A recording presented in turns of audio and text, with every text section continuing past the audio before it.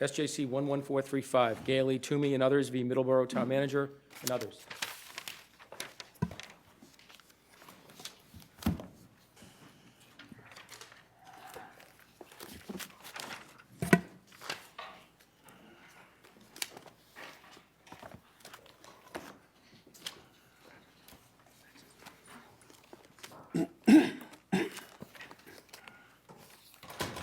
Well, somebody's got to step up. I guess that would be I, Your Honor. Okay. Good morning. If it please the court, my name is Sandra Quinn. I represent the appellant Gail Twomey. Consolidated plaintiff Arminetti is represented by Thomas Burns. We are sharing the time for argument, and I'm reserving no more than 3 minutes for rebuttal. This case poses the issue of whether the selectmen in the town of Middleborough may, without express statutory authority, void the May 26, 2009 vote of special town meeting to maintain the town's 90% contribution to retiree HMOs, which are health plans governed by Chapter 32B, Section 16. Your position is town meeting trumps everything else. Unless there's specific statutory authority to the reverse, Your Honor. Town meetings, historical, precepts of local democracy, separation of municipal powers, case law holding that selectmen are agents of town meeting, and the explicit authority in Chapter 4, Section 7, that town meeting should make all financial decisions on all financial matters in the town. So do the selectmen need permission of the town meeting, or are you just saying the town meeting can trump the selectmen? Trump the selectmen, Your Honor. It happens all the time. I mean, we're operating on an agency principle theorem here. Could the selectmen, in this instance, since they're the ones that have to approve Section 16, could they just say, oh, well, we're just not going to do it anymore? Could they do that? Well, once it's approved, they can't withdraw the approval. But in Section 16... Why? Is that part of the statute? It's a local option statute, as are other local option statutes. I do not believe for this it one can... that they actually decide to do it. Is that not so? I don't believe, Your Honor, that it can be withdrawn once the selectmen decide to do it. Well, did the town meeting vote to accept the provisions of Chapter 32? They did not, Your Honor. It's a selectman In Section choice. 16, the selectmen are delegated a number of specific authorities. They are not delegated the authority to perform the legislative function of deciding what the relative contributions to the health care plans are. They're simply not given that authority. And when they're not given that authority, it's town meeting that intercedes. Let me ask my question again, because I thought you answered a different question. The option to elect, or to the option to accept the provisions of the chapter itself and provide It's payments. the selectmen, Your Honor. It's the selectmen. Absolutely, sir, Okay. Your Honor. And to perform numerous other functions, not, however, to set premium splits. Now, 2011, legislature provides this alternative Yes, Your Honor. designed to cut costs and adds a provision that prohibits the public authority, which I think we agree is the selectmen, It is the selectmen, Your Honor. from increasing the percentage contributed by retirees to their health insurance premiums from the percentage that was approved by the public authority prior to and in effect on July 1st, 2011. Why does that not suggest that the legislature understands that, first of all, it was the public authority which set the retiree percentage, and it's the public authority which cannot increase it? Your Honor, this court has held that the views of subsequent legislatures cannot form the basis of inferring what a prior legislature intended. Here, the language of 22E was passed 12 years after the legislature last amended Section 16 of 32B. The sole purpose of 22E, as the selectmen concede in their brief, is to declare a temporary moratorium on lowering towns' premium contributions to retiree health plans. The purpose was not to announce who between the selectmen or town meeting had the authority to set the split in the first place. Did your view that the town meeting could have acted in contravention of that 2011 provision? No, because It's not mentioned. Post- There's no reference to what the town meeting can or cannot do. But- You say they trump the selectmen. They do post-2011, Your Honor, because the legislature specifically invested in the selectmen the right to perform all kinds of functions, including setting premium splits for retiree health insurance. Prior to 2011, that language was absent from 32B, Section 16, Now, or 32, any of the retiree indemnity statutes. I want you to complete the answer, but your time is up. I know you'll be back again. I will be back. Thank you, Your Honor.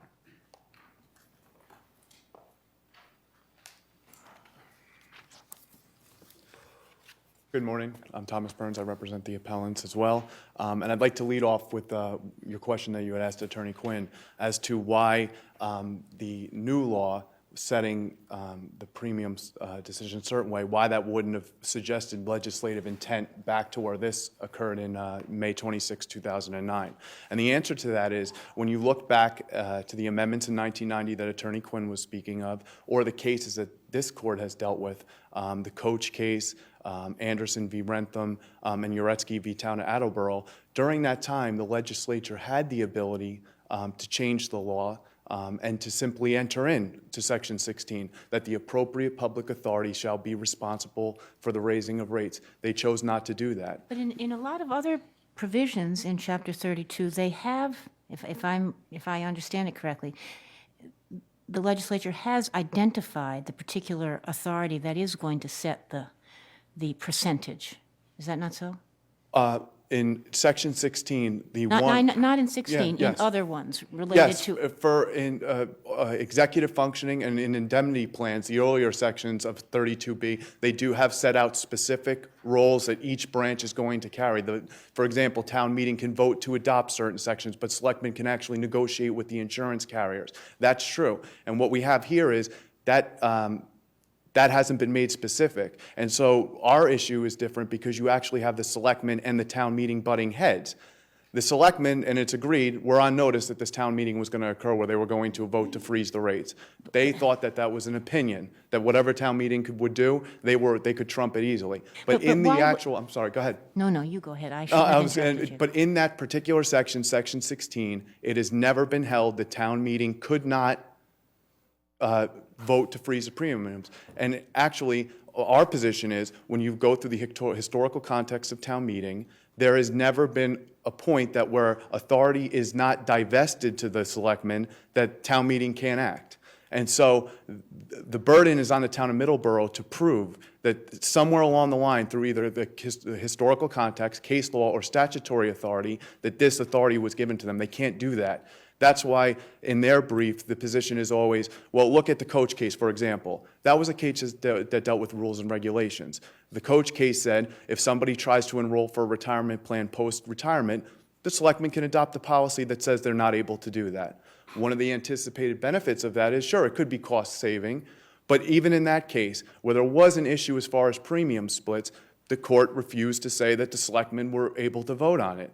The only case where they did make a definite distinction was in the Anderson case. And in that case, it was because the collective bargaining statute existed, and that is statutory authority. You cannot interfere with the collective bargaining rights of selectmen. But could one not look at this structure, not 16 again, but to suggest that where the legislature intended town meeting to play a role, it has mentioned town meeting. This one, which the selectmen chose to implement, there is no mention of anybody except in the whole section, except for the appropriate appointing authority, or appropriate, whatever it is, appropriate public authority.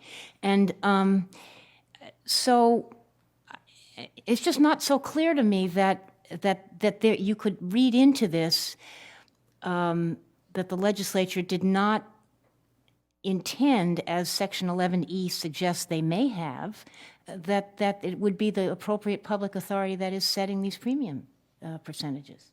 And obviously, that's a very good point. And our position still is, though, without that divestiture of authority, that's specific, it still resides back in town meeting. Because you could think, for example, let's say this decision was that the selectmen had the authority to act. Anywhere in municipal law, we have selectmen can do A, town meeting can do B. If we start getting into where there's a gray area and the two bodies are competing, and we automatically assume that exists, then you start going down a slippery slope of assuming the selectmen have better judgment than town meeting. No, I'm not.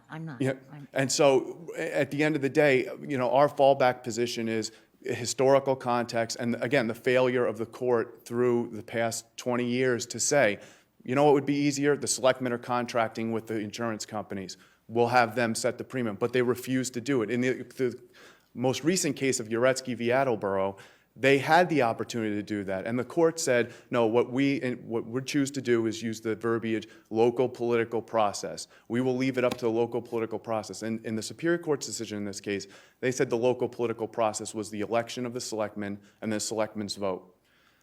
To me, the term local political process is best embodied by town meeting setting a warrant, inviting the inhabitants of Middleborough to come in and vote, the referendum passing by some 220 votes, and then it being implemented. Not the selectmen hearing of the meeting, deciding that better fiscal policy would be to put their judgment in place at town meeting and voting first to try to cut off town meeting. That's, to me, not an appropriate definition of local political process. Is there any, do you know, is this a situation that exists in a lot of other towns, that is, that the retirees have a higher percentage of their premium paid than the active employees? To be honest with you, I don't know. There was a study that was commissioned by the Superior Court. I didn't participate in that. I think from what was argued at summary judgment that it was fairly even across the board, that the results weren't compelling one way or the other. But I don't want to specifically say that without knowing the answer to that. I'm trying to figure out, is it your view with regard to the 2011 amendment that if this happened today, you would lose? I think with the passage of the new law, and if it's properly implemented, that the legislature has given selectmen the authority to now set premium percentages with certain protections installed for retirees, one being they couldn't change the percentage rate for a year, and it still has to fall within the split, the appropriate split. 50-90? Yeah, but yes, the new law did remedy that. Now the counter to that is, well, isn't that legislative intent of that the legislature always intended selectmen to control? But again, the 1990 amendments, the three cases that have interpreted Section 16 or have dealt with indemnity plans but are related, those cases never just went that extra mile and said the appropriate public authority shall set the premium percentages for non-unionized and retirees. And that's the easiest solution. But was the issue raised in those other cases? Actually, the court in Uretsky, that was an issue, and they found that it was the local political process. In Anderson, it was the collective bargaining. But it's interesting. The indemnity portion has an identical provision to the one that was used in Section 16 that says the appropriate public authority can institute rules and regulations for the administration of the section. Justice Greeley in the Anderson case could have adopted that and said for the administration of the section, we'll have not only for collective bargaining, but for non-unionized and retirees, we'll allow them to set the rate. He wouldn't go that extra mile. He only kept it to collective bargaining because that is statutory authority. If you look at the Coach case, there are many places in that case where it's rules and regulations, rules and regulations, rules and regulations. That's what underpins the Superior Court decision against the appellants. And to me, rules and regulations, obviously a policy about post-retirement or the form you need to use, that falls within rules and regulations. Burns, you're going to have to wind it up. Thank you. Your time is up. Thank you.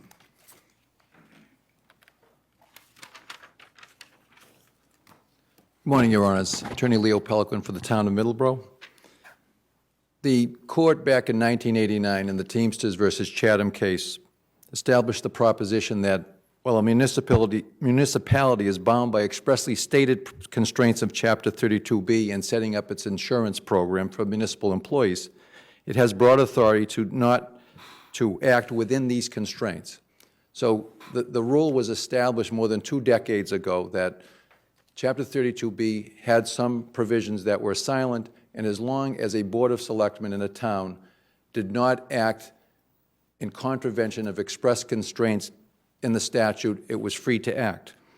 There are no constraints in Chapter 32B generally or in Section 16 in particular that preclude a Board of Selectmen from determining what percentage that retirees will pay towards premium costs as long as it's less than 50% and more than 10%. What's in play here is the 40% in between 10 and 50%. But the fact that there's nothing that prohibits it begs the question as to who at the local level is going to have the authority to set the final level. Well, this court, Your Honor, established in 2007 in the Coach case that there is some express authority in there for the Board of Selectmen making policies, rules, and regulations to control costs of health insurance. The Coach case was about retirees who were not in the plan when they retired, who then wanted to get into the plan. What could be a more effective cost control mechanism than to not pay any contribution at all towards a certain classification of retirees? This court endorsed that. It seems to the town that what the town did here was a much more modest exercise of that express authority. The authority says that the appropriate public authority, in this case, the Board of Selectmen of the Town of Middleborough, may adopt such rules and regulations as may be necessary for the administration of this section. Administration involves cost control. Coach said you can control it as drastically as this, by actually excluding folks. Here, to put it in perspective, what the town did was simply say that of the 40% in play, you'll pay 10%, we'll pay 30%. I understand that's the result, but I do think that when you look at the statute, there are a lot of specific provisions about these percentage allocations, and I don't know that it gets swept up into, well, it's a cost control measure the same way as was discussed in the Coach case. But I wanted to ask you something else.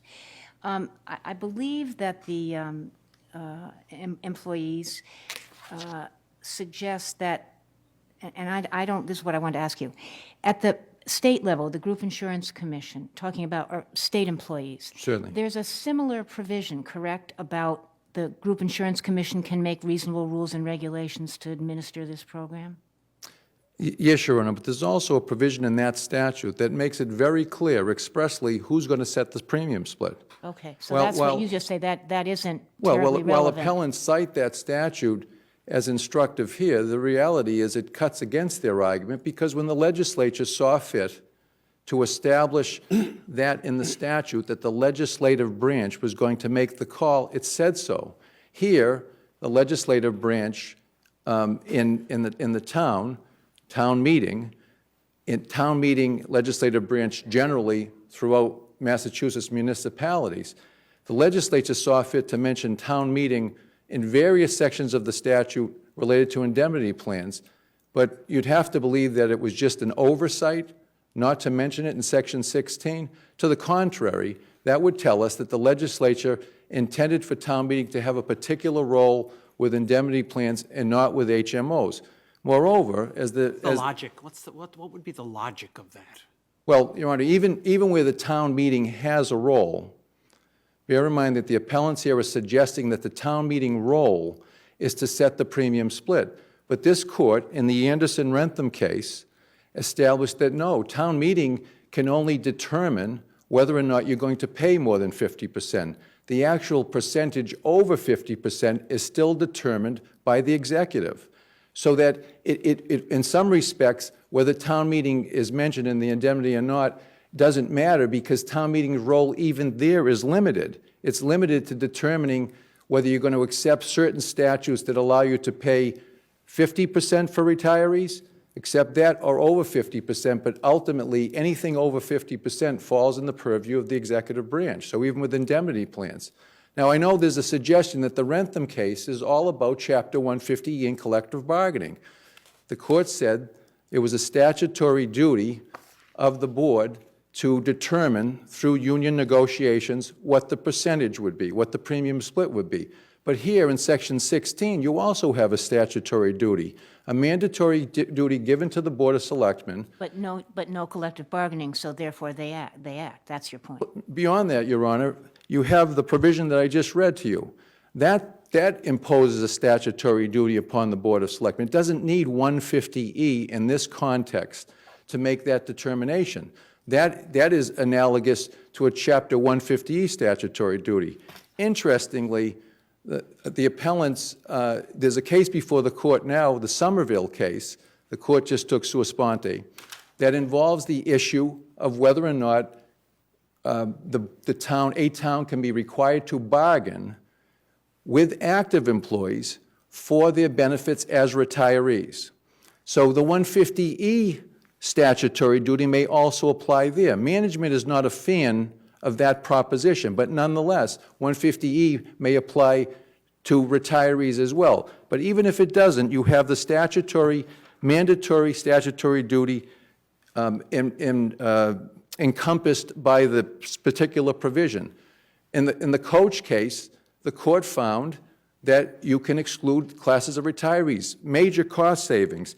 It's not a leap of logic exactly to say that you can do something more modest and have those that are in the plan pay 20% as opposed to 10%.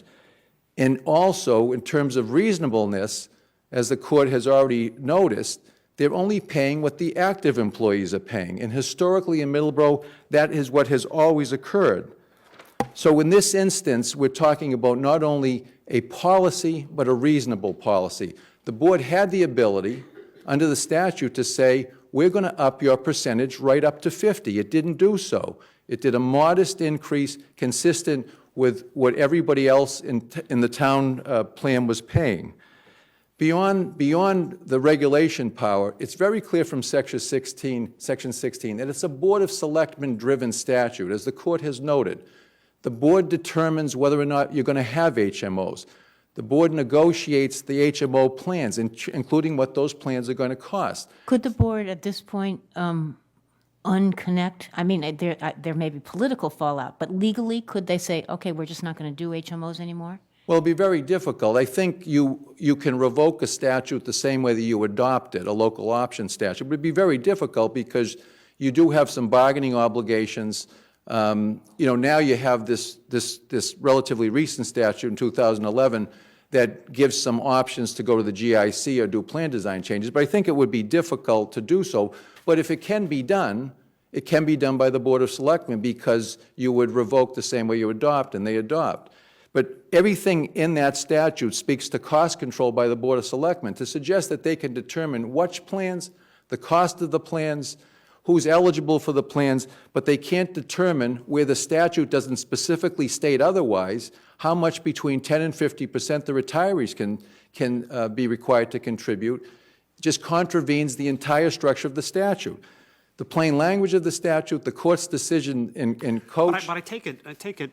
The argument is not being made that you had no authority. The argument is made that the town meeting can trump that authority. You don't need permission. The selectmen don't need permission to set it. But when the legislative branch then says, no, we disagree, who wins? That's their point. Well, Your Honor, when you think of town meeting, it's kind of a fallacy to think that the town meeting can even set the premium split under any circumstance. Into a town meeting. So town meeting acts on appropriation requests. So play it out. So the Board of Selectmen comes to town meeting and says, we want the split to be 80-20. Here's the budget. Town meeting says, we're not giving you your budget at 80-20 because some in town meeting think the split should be 70-30 or 60-40. They don't determine what the split should be. They determine how much money you're going to get. And in reality, if they underfund what the town's going to get, what are the implications of that? The town doesn't go back and change the premium split. The town may be in a position where it can't afford to insure as many employees as it presently employs, and you're probably going to be talking about layoffs. But even more importantly, Your Honor, if you look... Why can't you under 32B, Section 3, which expressly provides that the selectmen are able to change the tax rate to pay for it? Your Honor, you took the words right out of my mouth. In this particular instance, town meeting has even more limitations built right into the statute. Section 3 says if town meeting doesn't appropriate the amount for health insurance that the board determines, the board has an obligation to override town meeting and go to the tax rate to fund that. So beyond the regular realities of town meeting, you now have an extra provision of town meeting, appellants have failed to mention, that talks to the funding mechanism.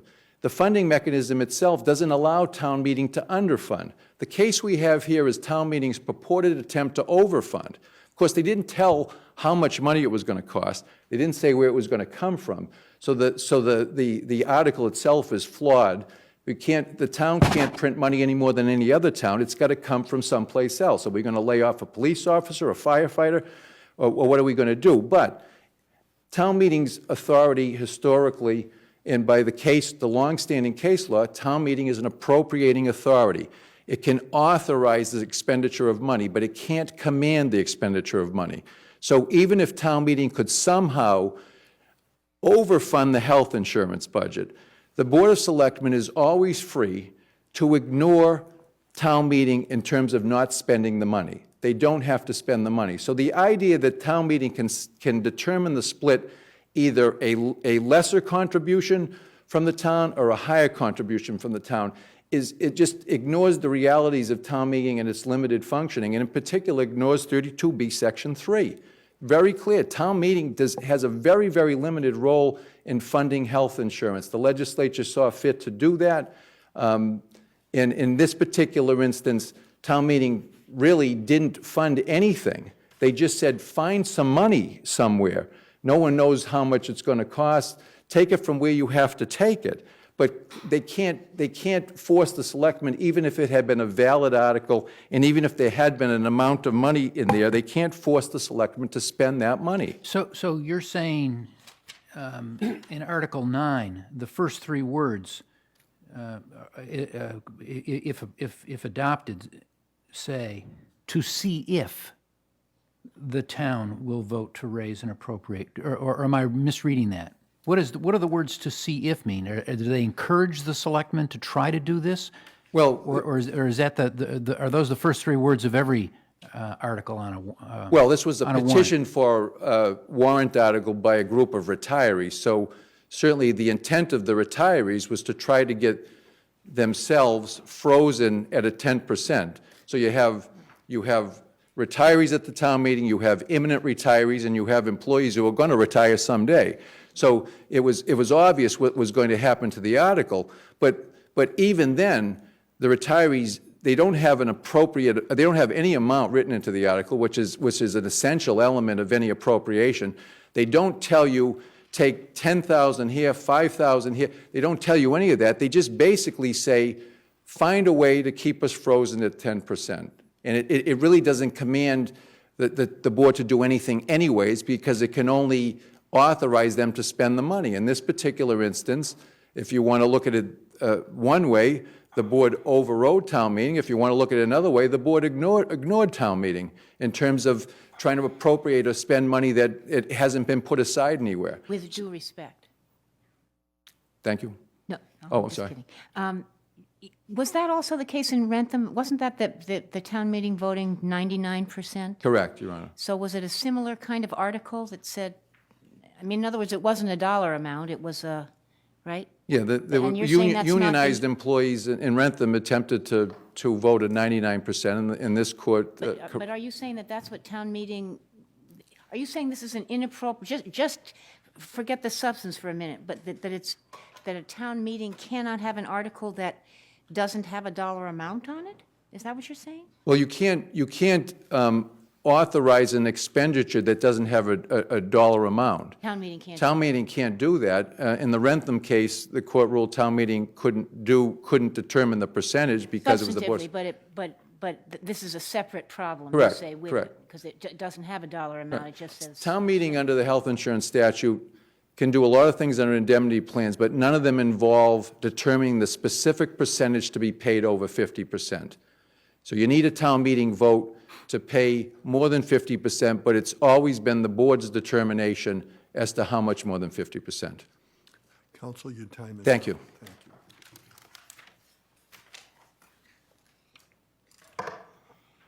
The suggestion's been made here that town meeting needs specific legislative grant of authority in order to act with respect to health insurance matters. Otherwise, we can infer that, the authority goes to the Board of Selectmen. This simply doesn't apply when we're talking about financial matters. The town meeting is the local municipality's legislative body, is given historical and statutory authority to act on every financial matter. This court has said again and again, in order to oust that authority from town meeting, it has to be done specifically. In Anderson... What do you say to be the consequence of 32B, Section 3, which gives the selectmen the authority to raise tax rates if the town meeting doesn't allocate enough money to it? That's a mandatory responsibility on the selectmen by specific statute to raise the tax rates if town meeting refuses to fund the splits. So, but doesn't that essentially say that the selectmen, even if town meeting decides it does not want to proceed, the selectmen can trump town meeting in that regard? But the legislature has given a specific authority to town meeting, to the selectmen to act. In the setting of premium splits in Section 16, there hasn't been any authority given to the selectmen in that regard, even though the legislature gave the selectmen numerous duties in Section 16.